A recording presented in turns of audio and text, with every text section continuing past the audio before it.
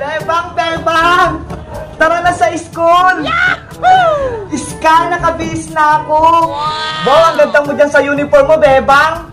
Ikaw din, ang ganda-ganda ng suot mo! Tara na, malilate na tayo! Asa na pala si Princess? Wala pa nga siya. Bebang, Iska! Yahoo! Ayun na si Princess! Princess, mukhang masaya ka! Pinabaunan kasi ako ni nanay ng pagkain. Ito, ano yan? Isang kalderong kanin? Oo, para daw hindi ako magutom sa school. Ikaw talaga, lagi kang handa. Ayaw mong magutom. Siyempre, para may laman yung utak ko, tsaka yung tiyan ko. Sa bagay. O siya, tara na sa school para hindi tayo malate. Okay, tara na. Let's go! A few moments later. Bebang, Princess, magkakatabi tayo dito sa upuan, ha? Tignan mo, Iska, oh. Si Princess inaantok. Huwag na kayo niliyan, dyan na si Ma'am.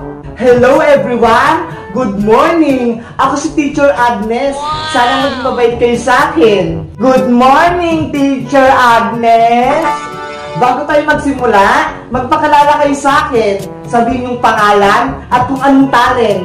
Ano ba yan? May pakilala pa? Inaantok nga ako. Ako po si Bebang. Ang gagawin ko po ay kakanta. My toes, my knees, my shoulder, my head. Wow! Ang galing, Bebang. Ang ganda ng boses mo. Ako naman po si Iska. Ang talent ko po ay sumayaw. Yahoo! Ay, pang-tiktok yung sayawan ni Iska. Ako naman po si Princess. Wala po akong talent. Okay lang yan, Princess. Maganda ka naman. O sige, upo ka na. Siya daw yung maganda. Very good kayong lahat. Ang bibo-wibo nyo. Ready na ba kayo sa unang araw ng school nyo? Opo, ready na kami, teacher. O sige, dahil excited na kayong lahat, kunin nyo yung walis, bunot, tsaka punasan nyo yung mga salamin. Maglilinis kayo ngayong araw. Hala, bakit kami maglilinis niyan, teacher? Para malinis yung classroom ninyo. Matagal na kasi itong hindi nalilinisan. Tignan nyo, ang dami ng agyo-agyo. Ano ba yan? Dapat hindi pala ako pumasok ngayong araw. Maglilinis lang pala yung gagawin namin. Hayaan mo na, Princess, para malinis yung classroom natin. Mas maganda mag-aral kapag hindi madumi yung school. Bebang, Iska, kayong dalawa na lang muna maglinis, ha? Magmimerienda muna ako. Baka mapanis tong baon ko, eh. Hala, ang tamad mo talaga, Princess. Susubukan namin kay teacher, ha? Ang tagal naman nila, Iska. Kanina pa ako naghahantay dito, eh. Oh, no! Bebang! Yahoo! Oy, Princess, buti dumating ka na. Kasi maaga akong nagising. Tignan mo, oh, ang cute-cute ng payong ko. Wow, ang ganda naman ng bagong payong mo. Ang liit-liit. Asan pala si Iska? Bakit ikaw lang? Wala pa nga eh. Kanina pa ako dito nag-aantay. Mauna na kaya tayo? Baka hindi pa yung gising. O sige, baka malate pa tayo. Tara na! Ano palang baon mo, Princess? Binigyan ako ni nanay ng 20 pesos. Ako na daw bahala bumili sa kantin. Ay, ganun? Ang laki naman ng baon mo. 20 pesos. Ako, pritong saging lang. Luto ni nanay. Pritong saging? Favorite ko yan, ah. Bigyan mo ako niyang, Bebang, ah. Lahat na lang ng pagkain, favorite mo, Princess. 1 hour later. Princess, wala ka bang napapansin? Tignan mo, ho. Tayo lang naglalakad na estudyante. Oh, no! Kaya nga, no. Bakit kaya? Siguro tinamad silang pumasok. Buti na lang pinigyan ako ni nanay ng baon. Kung hindi, mag-a-absent din ako panigurado. Naku, Princess, wag ganun. May baon man sa wala, kailangan pumasok tayo sa school para matuto tayo. Nakakagutom din kasi mag-aral, no? Kailangan din ng baon. Kumain ka kasi sa inyo ng agahan bago ka umalis para may laman yung tiyan mo. Para may gana kang makinig kay ma'am. O, sige na nga, naninermong ka na naman.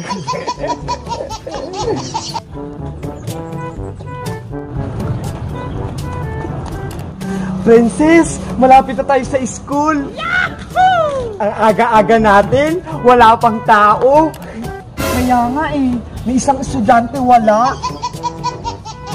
Walang tao. Hoy mga bata, anong ginagawa niyo dito? Hala bebang, si Manang Tanod. Papasok po kami sa school, Mamang Tanod. Bakit po sarado yung gate? Hindi nyo ba alam, may bagyo? Kaya suspendido yung klase ngayon. Walang pasok. Yay! Wala daw pasok. Umuwi na kayo. Bago pa lumakas yung ulan at hangin. Delikado sa labas. Opo, uwi na po kami. Maraming salamat po. Bebang, walang pasok. Ibig sabihin, pwede na akong bumili ng pagkain sa tindahan. Sige, tara. Libre mo ako, princess, ha? Oo, ibili natin na lahat ng perang binigay ni nanay. Wow!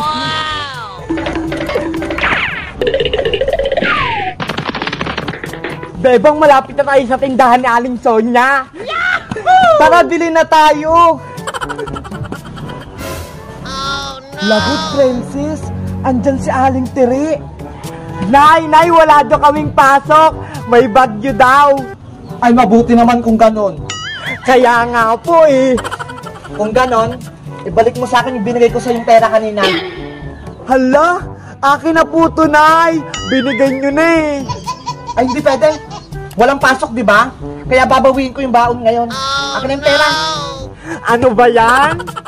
Ayaw mo ba o malilintikan ka sa akin? Mamili ka. Oh, ito na po.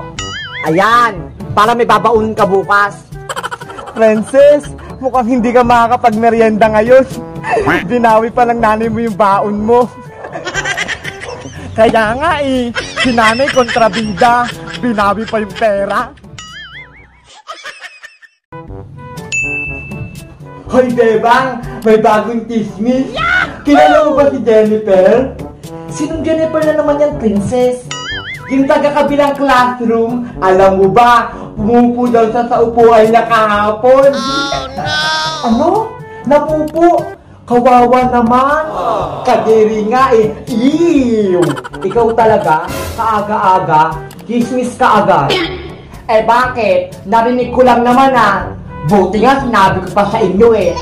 Malay mo, hindi totoo. Nagpapaniwala ka agad? Totoo kaya, bali-balita nga yan eh. Huwag na kayo maingay dyan dalawa. Nandiyan na si Ma'am oh. Wow! Ay, nandiyan na si Ma'am. Good morning, class! Good morning, Teacher Agnes! Yahoo! Ang ganda niyo po ngayon, Ma'am Agnes. Parehas po tayo. Thank you, Princess. A few inches later. Okay, class. Di ba may pinagawa kong homework sa inyo kahapon? Ipasa nyo na sa akin ngayon. Hala, bebang, may assignment ba tayo? Meron. Di ba may sinabi si Ma'am kahapon? Bakit, Princess? Wala ka bang ginawang assignment? Nakalimutan ko eh. Naglaro kasi ako kahapon. Ay nako, kung ano-ano naman siguro pinagagawa mo sa bahay nyo, kaya hindi ka nakagawang assignment. Ano ba yung pinagawang homework ni Ma'am? Sabi ni Ma'am, mag-drawing daw tayo ng animals at kung anong kinakain nila. Diba, Iska? Tignan mo, Princess, oh. Si Chuchu yung drawing ko, tapos may kinakain siyang buto-buto. Diba, ang galing ko? Ito naman sa akin, si Cuting, ang ganda, may kinain siyang isda. Naku, kayong dalawa, hindi kayo marunong mag-drawing. Hulo, ikaw nga walang assignment eh. Ang dami pang sinasabi. Saglit lang, kakagawa din ako ng assignment ko. Iska-teram ako ng pag-drawing. O ito, madamay pa ako sa'yo eh. Maganda i-drawing ko, para malaki din yung score ko kay Ma'am. Patingin ako ng mga assignment nyo. Akin na. Ito po sa akin, Ma'am. Siya po yung alaga kong si Cuting. May kinain siyang isda. Kaya po, ayun, tinik na lang yung natira. Ito po sa akin, Ma'am, si Doggy. Tapos, kumain siya ng mga buto-buto. Very good. Very good daw tayo, Iska. O, Princess, asan yung homework mo? Wait lang po ma'am, malapit na po ako. Hay nako, bakit ka dito sa school nagawa ng assignment mo? Dapat sa bahay mo yung ginagawa. Ito na po ma'am, tapos na po ako. Sa susunod Princess ha, hindi ko na ito tatanggapin. Kapag sinabing homework, sa bahay nyo gagawin. Opo ma'am, sorry po. Ano itong drawing mo Princess? Ang sabi ko, mag-drawing kayo ng animals, pati pagkain nila. Bakit nag-drawing ka ng bundok? Kabayo po yung drawing ko ma'am. Niloloko mo ba ako? Nasaan yung kabayo dyan? Ito po yung tali ng kabayo, ma'am. Kaso, umalis na po siya kasi naubos yung damong pagkain niya. Kaya ayun, lumipat siya sa kabila. Mamaya po, antayin nyo lang, babalik po yung kabayo. Naku, Princess! Pinaglolok mo ako. Bukas, tawagin mo yung nanay mo. Mag-uusap kami. Hala, tama naman po itong drawing ko eh. May kabayo po ito eh. Siguro hindi pa kayo nakakita ng kabayo. Pumunta kayo sa Batangas. Marami doon. Yahoo! Bebang, antayin mo ako! Nay, nakauwi na po ako! Kamusta ang unang araw ng pasok mo, Bebang? Okay naman po, masaya naman. Di ba, Princess? Opo, kaso, nakakapagod. Inutusan kaming maglinis ng classroom. Ganun talaga yun. Ang school, parang bahay nyo na rin. Dapat laging malinis at maayos. Nay, may merienda po ba? Kaya nga po, Aling Sitang, baka may merienda kayo dyan. Ilabas nyo na. Gutom na ako eh. Ay, tamang-tama. May lulutuin ako merienda para sa inyo. Saglit lang. Ay, may lulutuin daw si Nanay na merienda, Princess. Tara sa loob. Tamang-tama. Mabubusog na naman ako nito. Oh, eto na, Princess Bebang. Kumuha na kayo.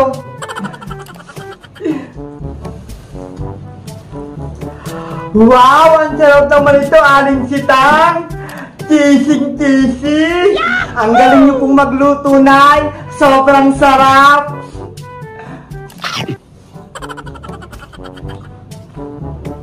O diba, sabi ko sa inyo, magugustuhan niyo tong merienda na to? Aling Sitang, may plastic labo po ako dito. Pwede ko po bang hingian si Nanay? Kahit konti lang. O sige, Princess, umilang mo si Nanay mo. Para lutuan ka rin yan. Salamat po! Oh no! Hala, Princess! Wala ka nang tinira? Inubos mo na? Bibigyan ko pa nga si Iska eh! Bebang, Iska! Princess! May maganda akong balita para sa inyo! Ano na naman yan, Princess? Diba? Wala kayong susuot na uniforme para sa pasukan? Wala pa nga eh. Hindi pa nakakabili si Nanay. Tama-tama, may nabili si Nanay na ukay-ukay dun sa palengke. Ang good news, 3 to, kaya tag-iisa tayo. Wow, totoo, Princess. Meron din kami ni Iska. Oo naman, Bebang, tag-iisa tayong 3 nila Iska. Princess, gusto ko na yung makita. Tara, Bebang, punta tayo sa bahay nyo. Isukat natin tong inukay-ukay ni Nanay na uniforme. Sige, tara, Iska! A few moments later. Ito sa akin, kulay pink. Kapareho ng damit ko. Wow! Sa'yo naman to, Bebang. Mukhang maganda to, ah. Oh, eto namang panghuli. Sa'yo to, Iska. Bagong-bago. Amoy aparador pa. Iska, ikaw na unang magsuot ng uniform mo. Mukhang bagay sa'yo yan. O sige, dapat magpapakilala kayo ha. May pakilala pa? Ano ba yan? Nahihiya ako.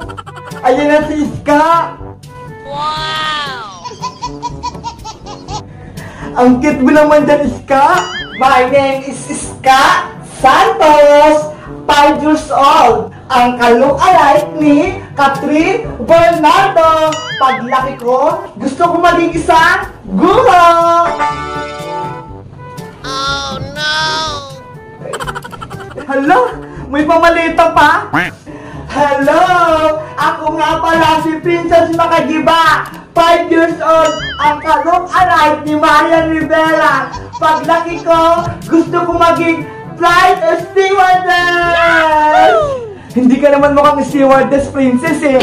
Mukha kang piloto. O, Bebang, ikaw na mo magsutang sa'yo. Ginagawa mo.